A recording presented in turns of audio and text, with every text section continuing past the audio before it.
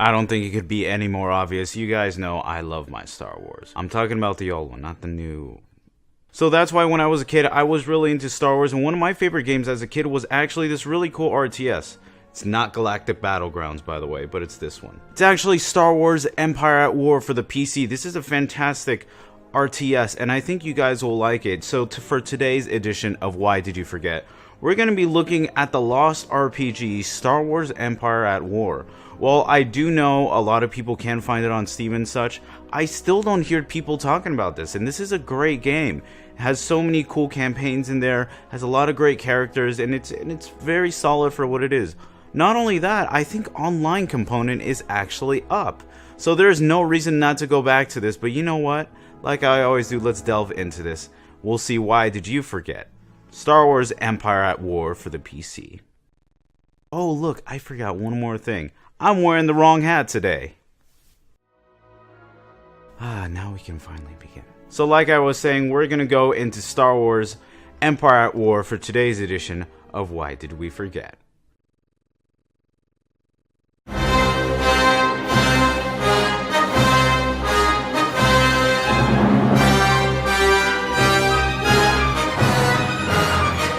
Star Wars Empire at War released on Windows PC in February 16th of 2006. While it isn't the first RTS to actually be released for Star Wars, it is one of the more robust ones, let's say, compared to Galactic Battlegrounds. Canonically, in terms of story, this entire game is pretty much Legends, but if you guys are curious, this is pretty much what we had back in the day before the new revamped series. Unlike Galactic Battlegrounds, this is actually a little bit more of a robust and well done title, boasting 2 different factions that you can play and many different troops both in land and space that you can fight in, allowing you to take control of different planets around the star system.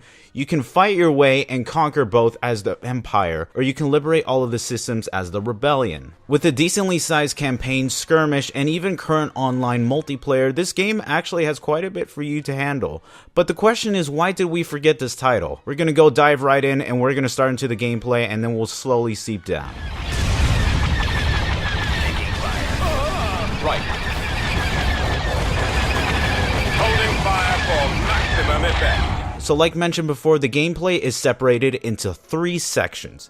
Your first is the Star System section, which allows you to control your faction in campaign mode, which allows you to control your faction in both campaign or galactic conquest and move both of your troops, and allows you to make different forces both for land and space. When you move your troops into a planet, you actually have to take place in a space battle, either taking care of pirates or the Rebellion. Once you clear the space, you're able to land your troops on the planet, and once you take that over, you're able to take the planet as well. Not gonna lie, after quite a bit, it does get rather repetitive, but I will say this title should mostly be played in short spurts.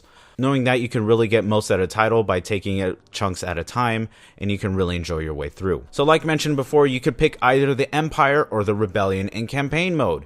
You could choose each both with their own stories, going through before episode 4 all the way to the Battle of Yavin, so it is actually rather lengthy for both titles. It is nice to get little behind the scenes of what would have happened during these sections, but like I mentioned, this is all Star Wars Legends and is not currently canonic. Next, if you're a little bit tired of campaign, you can always go into both skirmish mode, which allows you to either go through land or space battles and pick your AI, either the Rebellion or the Empire. It's actually really nice to go through a regular RTS section and just defeat your enemy going through this route. Next, we have Galactic Conquest mode, which is more or less like the campaign, except it doesn't have those story elements. Pretty much take over the entire galaxy, and you win. It's just as simple as that. Also, if you guys are curious, Disney has allowed online multiplayer for this title, meaning if you own a Steam copy, you're able to play this, but unfortunately, the physical games are not playable online. I would actually recommend using the Forces of Corruption game in order to play online, since most people are there, instead of the Empire at War, since it has most of the content. As you would expect music from this era, we're not dealing with MIDI titles, but rather John Williams' original score for both Star Wars Episode 4, 5, and 6, mixed around in different sections of the game. But of course, we do have some original soundtrack here, and our boy Frank Klepacki was able to help us with this. If you guys don't know who he is, he actually worked on the Command & Conquer series, as well as some very notable titles, so he is legendary and very robust in what he does.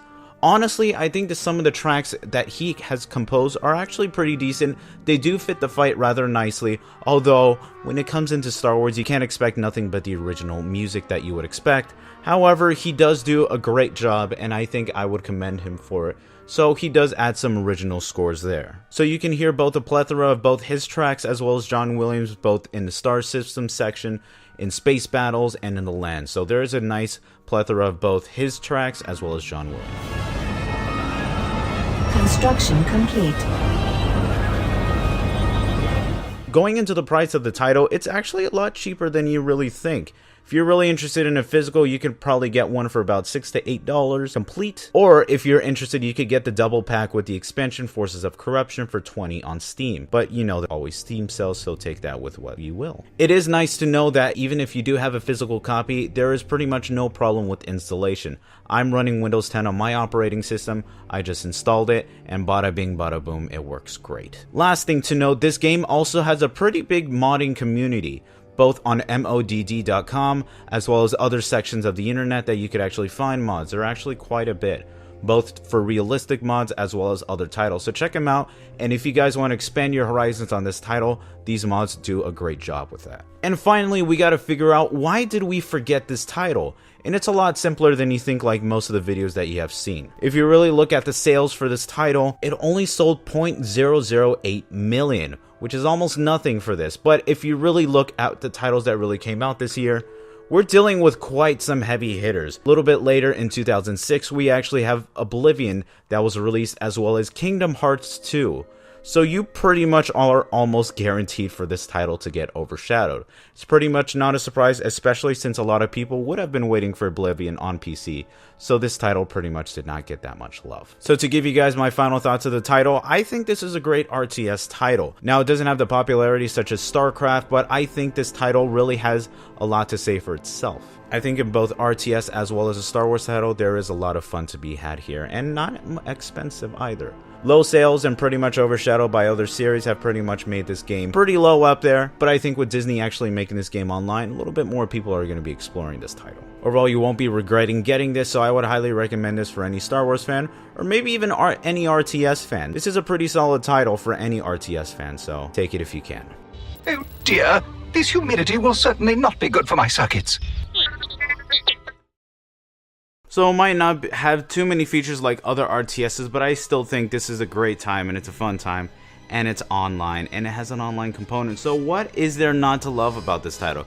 You got all your forces, you got everything that you need. There is also an expansion pack too. I might review that sometime if you guys are actually interested, but I actually like this expansion a lot. But thank you guys so much. I really do appreciate you guys checking out my videos. If you can, like, subscribe, and comment. Tell me what you guys think, what I should do for the latest, why did we forget port versus port, or anything that you guys are actually interested. If you want to see me stream, you can go on twitch.tv/Kelphelp. I'm currently streaming Final Fantasy X. I'm actually finishing up that title, so I think it should be a great time. I think you guys will love it. So thank you guys. I really do appreciate it. And I'll check you out next time.